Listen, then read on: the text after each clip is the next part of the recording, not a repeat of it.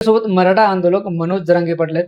आता काय सांगाल, तुम्ही उपोषण केल्यानंतर शासनाने कुठेतरी तुमच्या मागण्यासंदर्भात हालचाली सुरू केल्यात आणि आंदोलनादरम्यान जे मृत झाले होते त्यांच्या नातेवाईकांना MIDCत नोकरी देण्यासंदर्भात त्याचे सामान्य प्रशासनाने जिल्हाधिकाऱ्यांना पत्र दिले.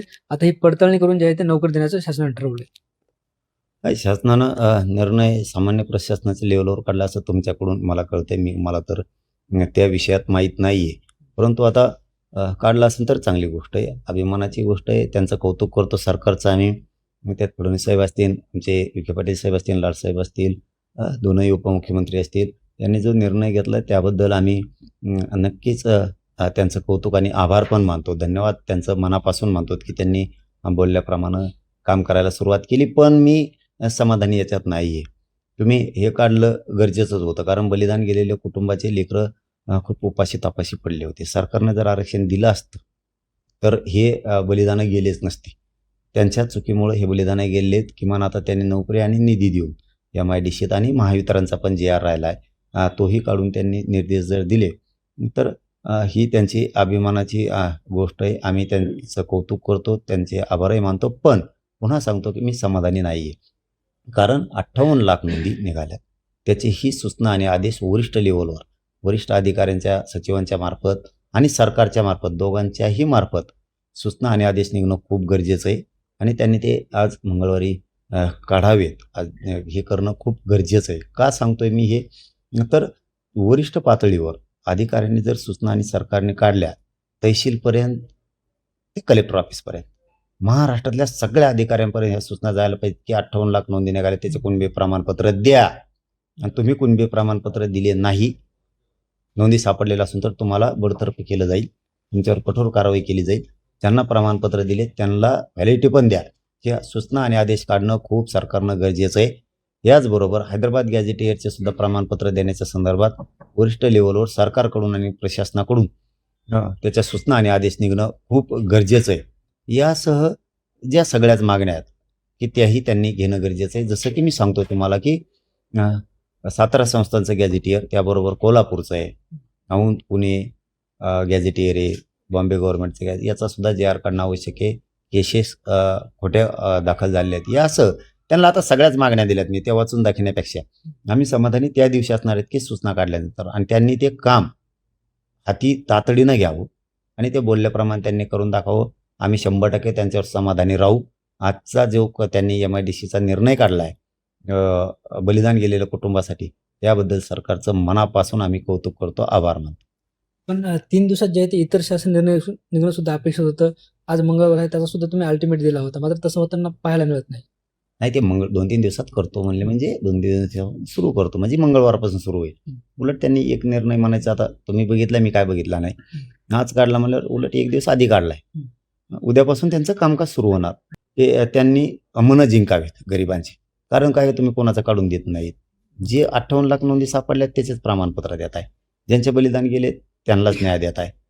तुम्हाला काय वेगळं करा म्हणून सांगत नाही. काल सुद्धा आपलं आंदोलन आंतरवालीत जे झालं, उन्हात आमरण उपोषण, त्या दरम्यानही वापस जाताना आपल्या 3 बांधवांना खूप लागलंय.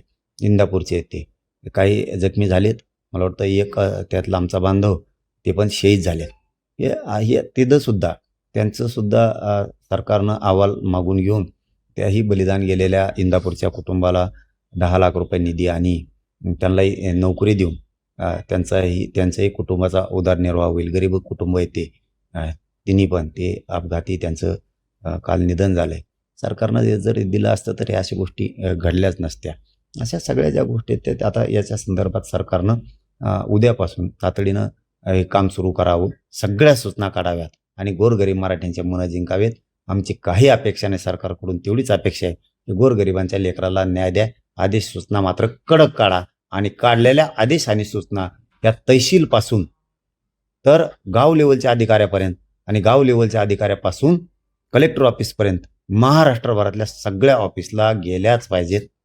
ही मात्र सरकारने दखल घ्यावी आणि आदेश काढावे.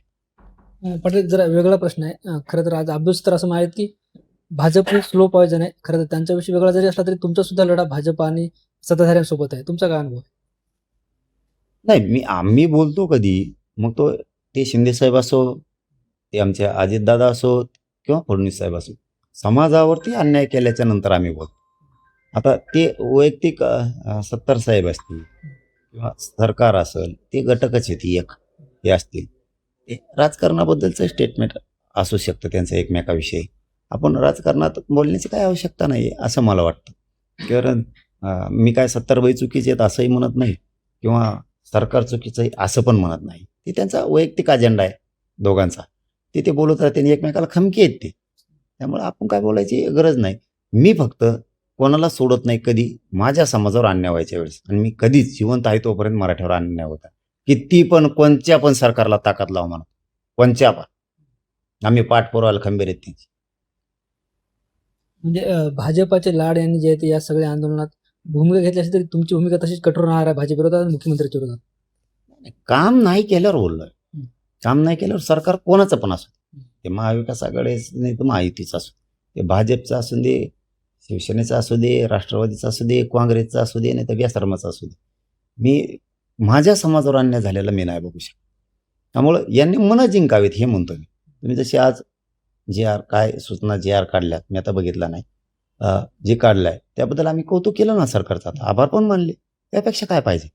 आणि तुम्ही पुढचेही करा आणि पाठ थोपटून घ्या. ठेवू नका. एक काढणार तुम्ही आणि बाकीचं पुन्हा लटकून ठेवणार, ते नाही जमणार. बरं, एक काढणार आणि तुम्ही समाधानी करणार, ते नाही जमणार. तुम्ही 58 लाख नोंदीच्या संदर्भातले आदेश काढणं गरजेचं आहे. प्रत्येक विभागाला गेलं पाहिजे. ते प्रत्येक प्रमाणपत्र द्या म्हणून, नोंद सापडली म्हणलं प्रमाणपत्र कारवाई होईल, हे आदेश दिले पाहिजेत. व्हॅलिडिटी द्या म्हणून दिले पाहिजेत. तुम्ही हैदराबादचा काढलाय त्यानुसार कुणबी प्रमाणपत्र द्या मराठा समाजाला, हेही आदेश काढले पाहिजे. नसता कारवाई करण्यात येईल. कडक सूचना दिल्या पाहिजेत. मस्त अधिकारी आहेत, टाळाटाळ करणाऱ्या अधिकाऱ्याला कणाकण घरी घातले पाहिजे. का लोकरात वाटोळ करतायत ते अधिकारी? कशामुळं? सरकारपेक्षा मोठे झाले का अधिकारी? ऐकत नाहीत म्हणजे काय? सरकारपेक्षा मोठे झाले. आणि अधिकारी सरकारच्या आणि मराठ्याचे काय भांडणं लावून देतात काय? अधिकारी हे काम करायला लागले काय? मराठ्याचं सरकारचं भांडणं लावून द्यायला लागले? हे चुकीचं आहे. जिथल्या तिथं सरकारनं त्या अधिकाऱ्याला आळा घातलाच पाहिजे. त्याची हाजी करताना त्याच्या पुढं करताल तरी तो समाज सरकारच्या अंगावर येईल ना. अधिकाऱ्यांमुळं मराठ्यांमध्ये आणि सरकारमध्ये दुरावा निर्माण होऊ नये याची काळजी सगळ्या मंत्र्यांनी घेऊन त्यांनी तातडीने सगळ्या विषयात सूचना काढणं, आदेश देणं कडकपणानं गरजेचं आहे. ते करावे ही आमची अपेक्षा आहे आणि त्यांनी ते उद्यापासून सुरुवात करावी. पण शेवटचा प्रश्न, गेल्या काही दिवसांपासून कॉक्रोच जनता पार्टी चर्चेत आलीत. आता त्याच कॉक्रोच जनता पार्टीचे अभिजित दिपके भारतात येणार 6 तारखेला आणि जंतर मंतरवर आंदोलन करणार की नीट पेपर फुटी प्रकरणी शिक्षण मंत्र्यांनी राजीनामा दिला पाहिजे. नाही, ते पोरांनी चांगलं लावून धरले. कोणी पोरं माहीत नाही, पण असं पिटीले ते नाही. हाय कतकत आहे, असंतोष आहे. म्हणून सांगतो मी भाजपाला, महायुतीला, गरिबांचे मनं जिंका रे. लई दिवस दादागिरीने पैशाने जिंकत नसतं माणूस. तात्पुरतोच आनंद आहे तुम्हाला, ते सुखी. तुम्ही कायमस्वरूपीचे मनं जिंका जनतेचे, मग तुमचं कोणी काय करीत नाही. पण त्यांच्या आई वडिलांना भीती वाटते की अभिजित दिपके जे आहे ते एअरपोर्टवरून अटक केलं जाईल. अटक करा का? त्यांनी काय बॉम्ब आणले काय तिकडून? कोणी देऊ? कोणी यायला तिकडून आलं? कोणी देऊ? अभिजित दिपके ते काय बॉम्ब आणले काय तिकडून? त्याला अटक करायला मान्य करायचं. असंतोष आहे पोरांचं म्हणणं काय ऐका. दादागिरी नाही करायची. दादागिरीने पांगत असतं. लय दिवस चलत नाही दादागिरीने पैशाने. मस्तपैकी लोकांचे मनं जिंकायचे. महायुती असो कुणी असो, मनं जिंकायचे.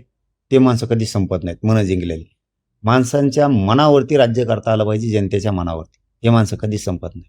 माझ्या छत्रपतींनी जनतेच्या मनावरती राज्य केलं होतं. मनाच्या जनतेवरती राज्य करा, माणूस संपत नाही. दादागिरी पैशाच्यावर किती चालतं ते? माणसात बळ येऊस तर माणसं ऐकत भीत येते. बळ आलं की रीट येते धरून. मग म्हणजे जिंका. माझं हे म्हणणं आहे, म्हणणं जिंका. तुम्ही मराठा समाजाचे कामं करा, मनं जिंका, त्यांच्या मनावर राज्य करा. निश्चित आपण बघतो आपल्यासोबत मराठा आंदोलक मनोज जरांगे पाटील होते, ज्यांनी आपले संवाद साधलाय. ज्ञानेश्वर लोंढे, TV9 मराठी, छत्रपती संभाजीनगर.